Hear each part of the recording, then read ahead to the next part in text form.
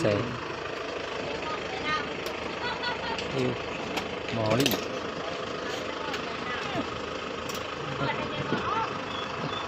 โป้หอยเปื่อยหอยเซ็กซี่ครับบริมีกับแก้มอยู่นะครับอันนี้โอ้ยลอกตาภาพลงตาภาพลงตาตำมะละหุ่งกับต้มหอยโป้หอยหน้าเมนูยอดฮิตพ่อค้ากล้วยครับน้ำว้าหวาน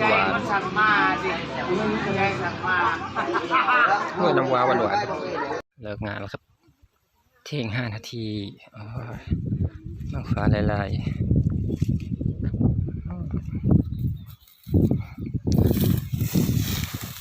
เลิกเที่ยง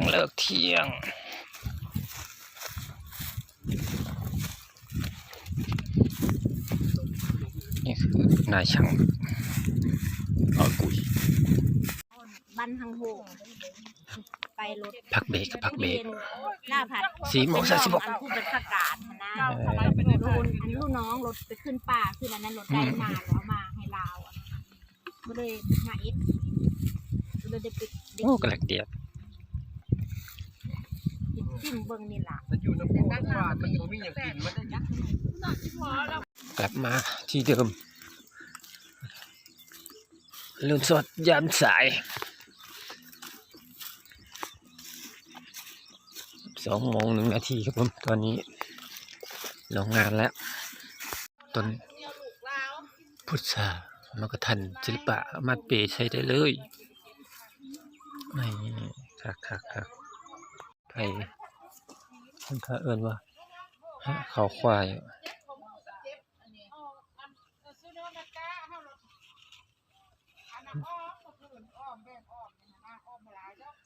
ต้นเขาควายต้น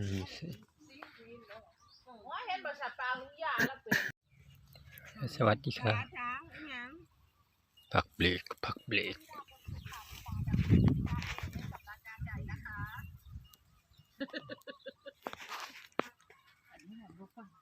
ผ่านไปอีกวัน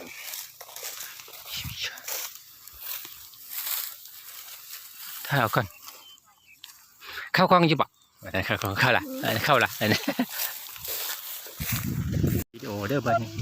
ครับเข้ากลางงามคนกลางงามหญ้ากลางงามคือคนไทยนี่งามคือคนไทยครับ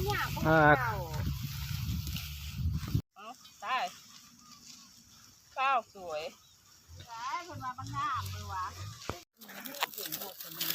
อันนี้มาสกดเลยตามหอยนุ้งใหญ่เจอแล้วหอยตีนรอยตีนน่าจะตัวสับแข็งนี่แหละคร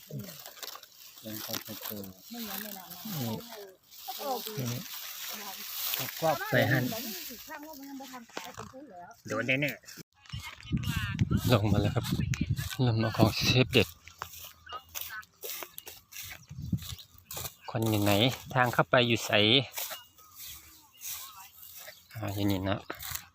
จะโทรไปบ่อย